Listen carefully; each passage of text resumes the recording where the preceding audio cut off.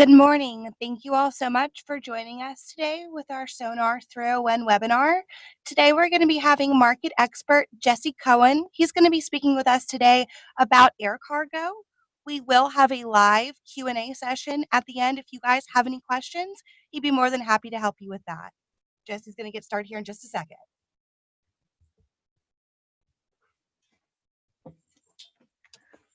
Thanks, Christine. Well, good morning, everybody. As Christine noted, I am the air cargo market expert for FreightWaves.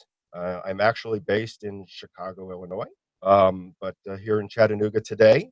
By way of background, I spent 6 years coming out of school with 2 different international freight forwarders and got some good exposure to both air and ocean freight. And then I spent most of my career with United Airlines at their headquarters in Chicago in a variety of commercial roles, including heading up pricing and revenue management, analysis and planning for the last 6 years I was there. And then 3.5 years with 2 different international airlines, both of which flew freighters. So I got some real good exposure to freighter aircraft.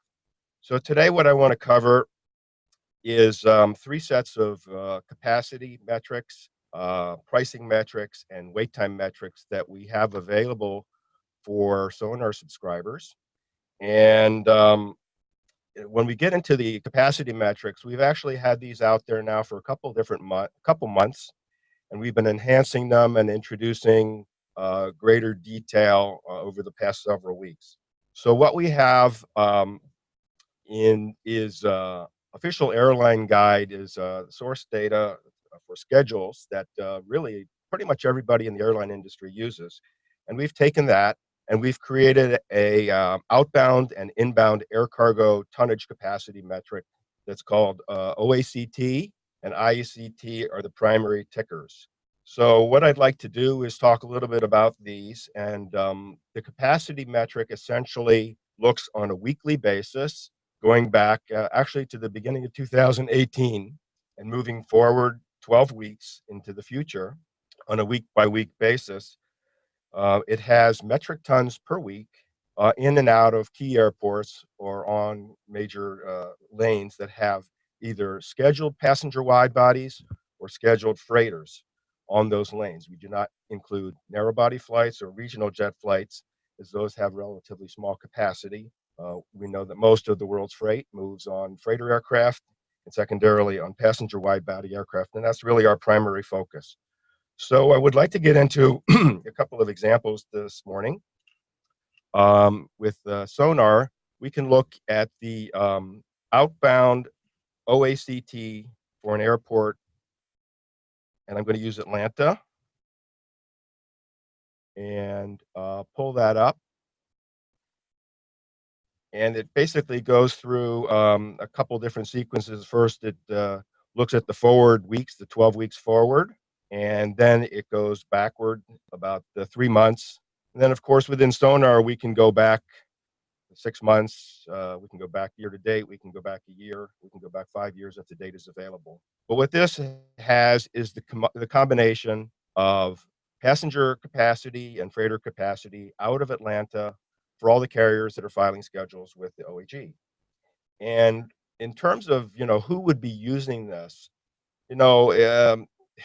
air cargo really touches a lot of different stakeholders. Obviously, there's people that ship air cargo, there's the shippers, there are freight forwarders and brokers, there are obviously airlines, and there are truckers and cargo handlers. So all of these stakeholders would have an interest in understanding whether capacity, freight carrying capacity is increasing or decreasing at a specific airport. And what we have is the ability to segment this by passenger and cargo, all carrier capacity or all cargo capacity by putting a P or F suffix onto the OACT. So you can type in OACT P.ATL and you get just the passenger belly capacity, again, wide body capacity. And here in this case, you can see that's basically 3,876 tons per week of passenger wide body capacity out of Atlanta. So that would include all of the passenger airlines flying out of Atlanta. Obviously, that's a hub for Delta, but there's many other carriers that fly internationally, particularly out of that airport. And then we can also bring in the freighter capacity with an OACTF.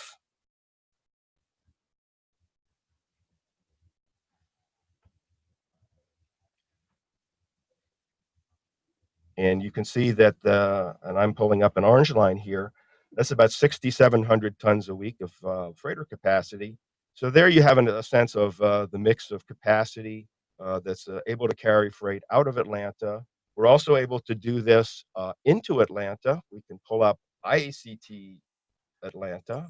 And generally speaking, the two lines, the outbound and the inbound, will be close to each other. They won't be exactly the same. So IACT.ATL.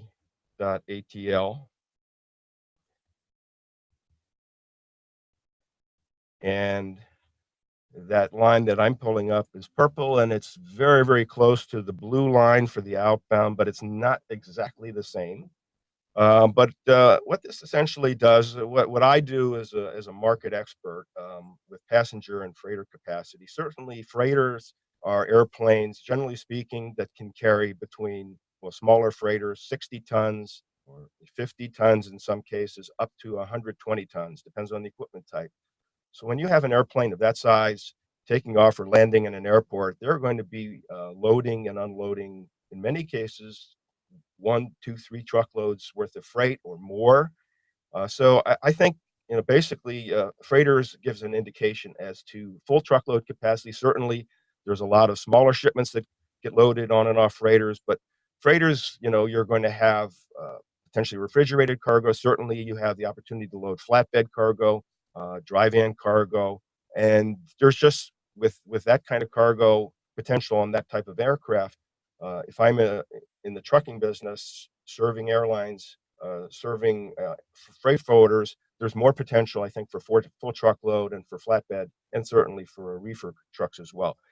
Passenger capacity, typically most passenger flights, wide bodies carry, 8 to 15 tons. Some of them can carry more, but typically, unless you're dealing with one, shipment going to a single destination, you're really looking more at LTL opportunity coming in and off passenger flights. Now, that doesn't mean you can't take multiple passenger flights in a hub and aggregate lots of cargo on different flights and create a full truckload.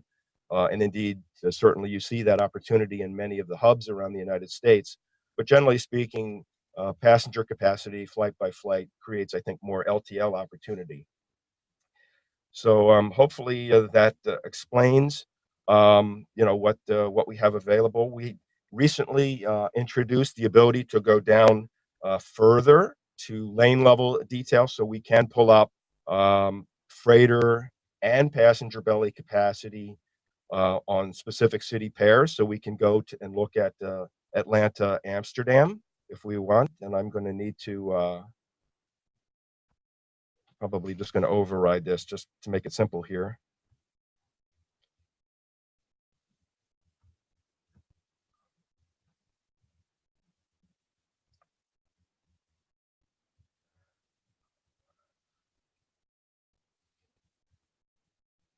So here we have essentially the outbound available capacity, both freighter and passenger, from Atlanta to Amsterdam.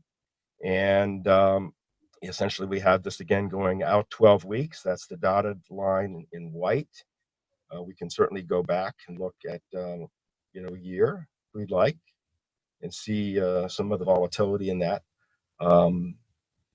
But again, freighter capacity to Amsterdam.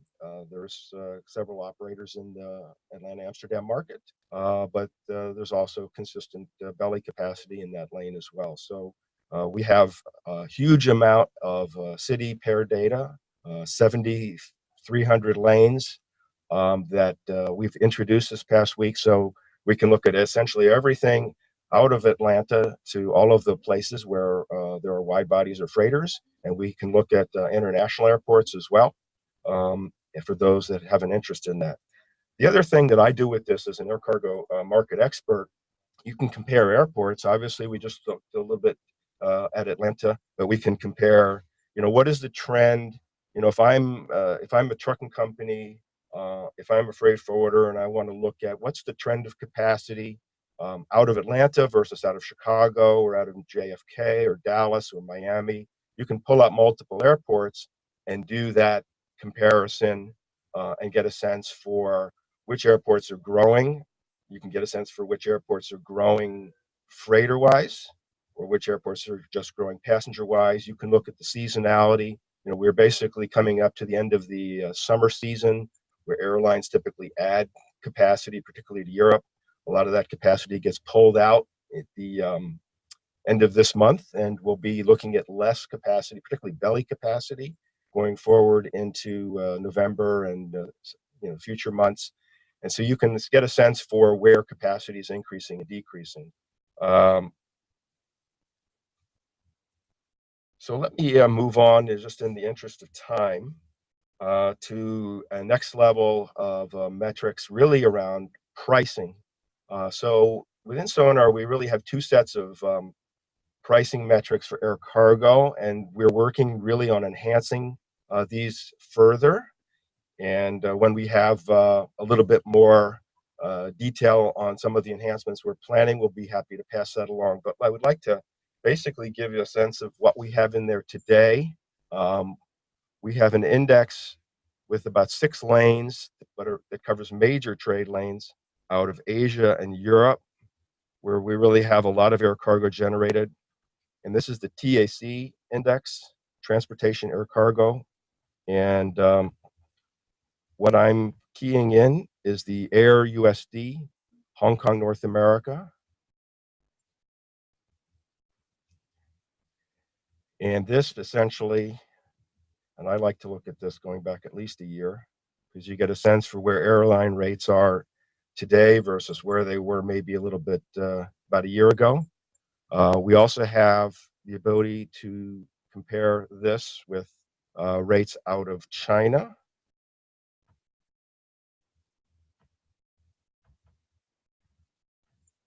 So this is Air USD PVG, that's Shanghai, North America.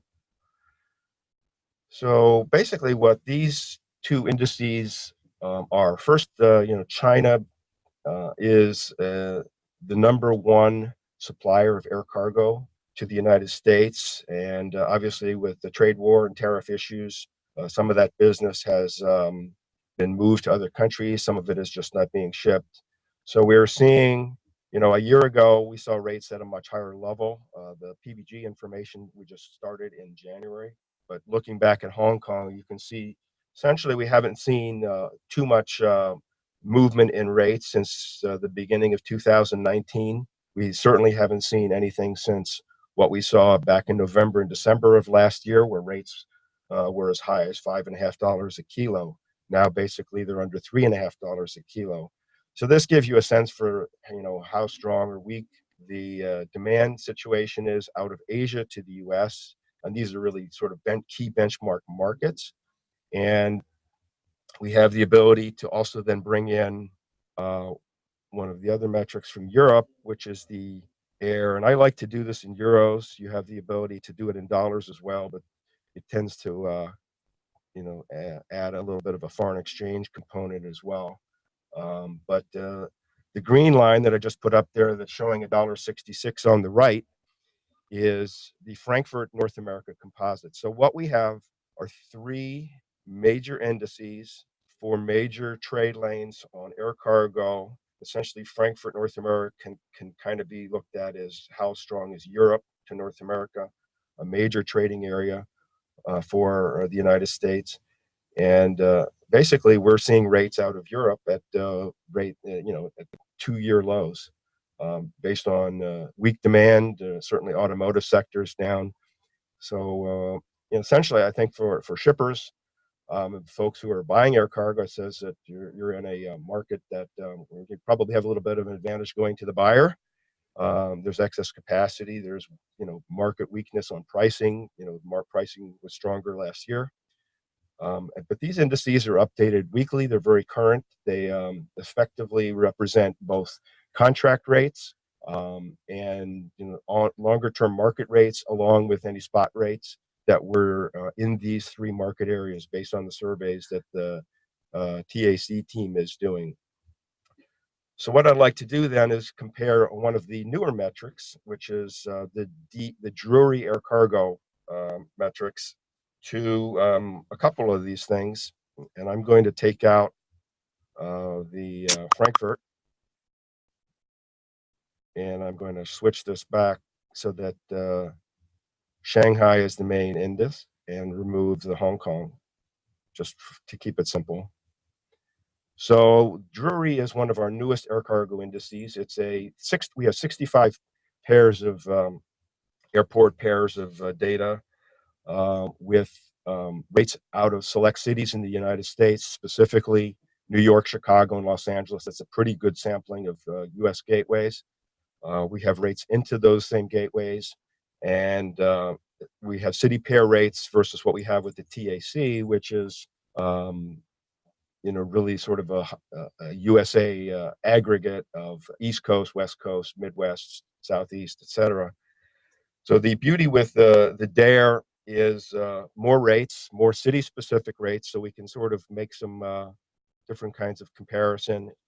The DARE is Drury Air, DAIR is the SONAR ticker, and we put in then the city pair. So here I'm looking at Shanghai to North America on the TAC. For the Drury, I want to put in PVG Los Angeles.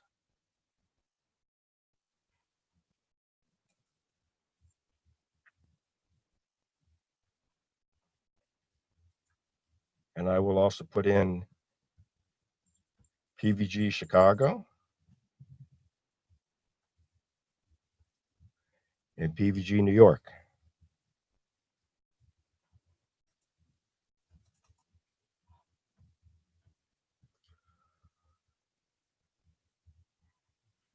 And I'm going to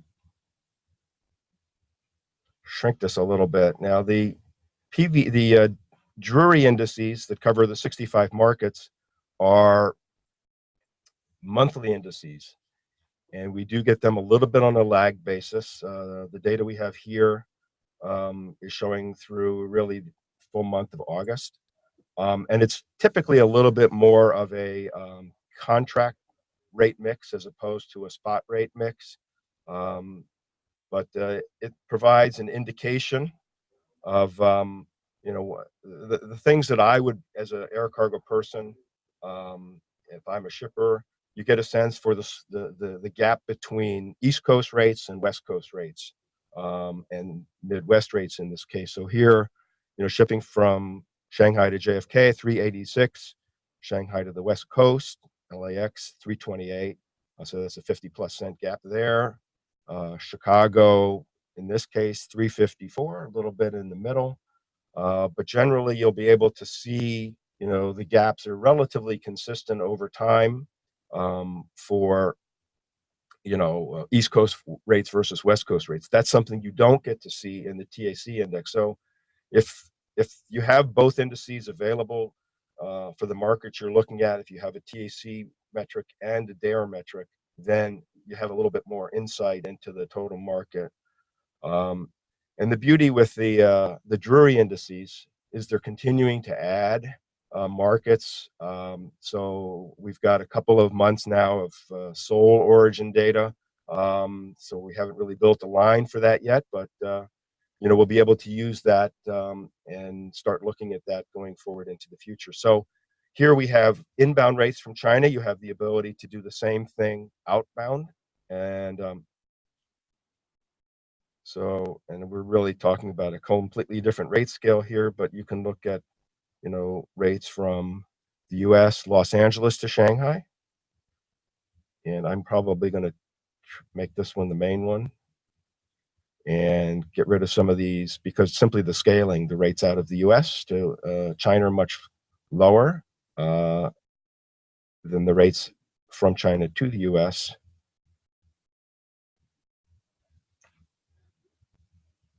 So here we have Los Angeles, Shanghai. We can look at Chicago, Shanghai.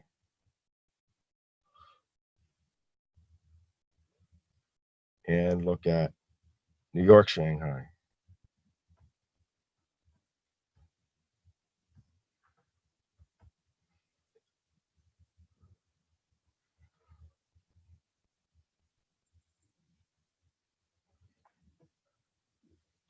So these are much more competitive markets. There's less cargo coming, going back to China. It's an area actually that has been particularly hard impacted by the tariffs.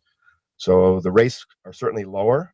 And again, the focus here is really on contract or longer term rates. There is an active spot market. Certainly, from my own experience going into China, that isn't necessarily captured here.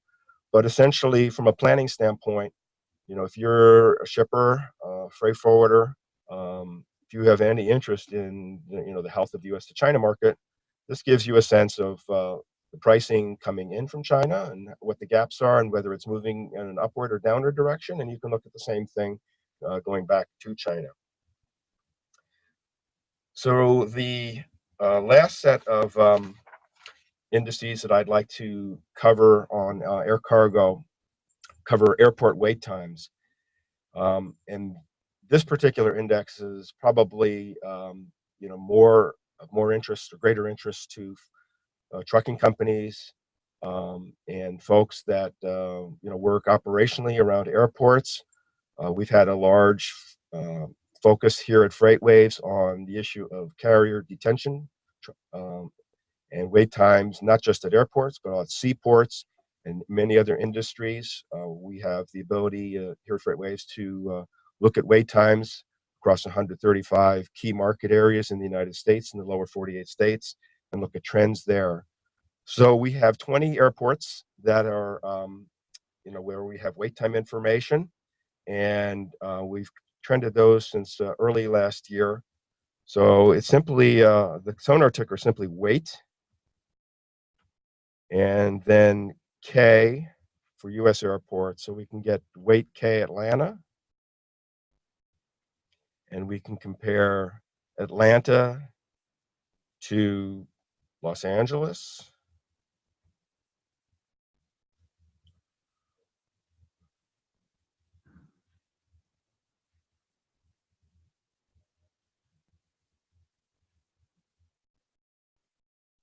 Whoops.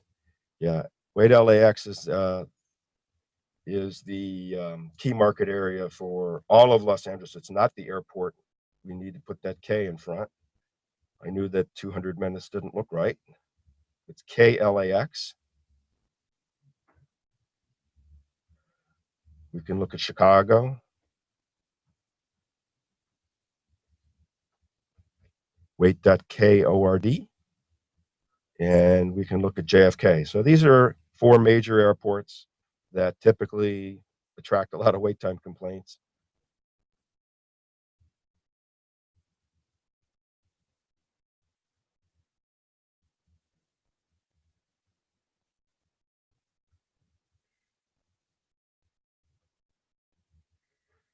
And we can go back and look at year. And essentially what we're seeing, again, Atlanta is the blue line. We've seen volumes year over year for air cargo. Really depends on the area, but essentially on a global basis, they're down about 4 to 5% from last year. Certainly where the peak season was last year versus a very little peak this year. What you would normally expect with less volume, fewer lines, better, less waiting time. But in fact, in general, we're seeing an increase in waiting times at most airports, despite the fact we have lower volumes. But here, essentially, what we have with the blue line, we're seeing Atlanta at roughly 95 minutes. And this is a metric that is updated weekly. So essentially, I believe on Monday night, we get the week before put in there. So it's pretty current. It's based on geofencing airports around the United States. So we are looking at the airport as a whole, and we're not necessarily focused in on any one particular handler. So it's going to average out handlers at different parts of the airport. But essentially, we have a little bit of improvement from where Atlanta was earlier in the year. It looked like they were generally above 100 minutes. Now they're down a little bit below 100 minutes. but we have Los Angeles really coming up to, quite often above 100-minute wait time. And that's an area of increased concern because they're about to do a lot of construction in that around that airport. A lot of it's for the benefit of passengers. It's a very congested airport, and that's going to complicate the whole business of dropping cargo off and picking cargo up at that airport immensely. And there's a lot of concern within the community on that. The orange line for Chicago, kind of bounces around, but it's was a lower earlier in the year, generally now 79, 80 minutes, something to that effect. JFK actually hasn't been too bad. You get a lot of wait time complaints, a lot of infrastructure issues at JFK. So this is a way, and again, these are 4 airports. We have 20 in SONAR. We have smaller airports such as Charlotte and Philadelphia and Washington Dulles. We have San Francisco and Seattle, and then we have Dallas and Houston. And they all have different patterns, but you can get a sense for, which airports are heading in a good direction, which are not, which ones really may need to be proactively managed a bit more in terms of trying to schedule a pickup at off-peak times if possible, trying to avoid congestion on peak days. That's essentially where this is coming from. We have shared this with members of the freight forwarding community. We have shared this within FreightWaves.com on our website to try to bring more attention to it. We've shared this with airport authorities, and we're going to keep doing that here at FreightWaves. Are there any questions, Christine? We don't have any questions yet, but if you all have any questions for Jesse, please feel free to drop down the questions in the Q&A and we'll get those answered for you.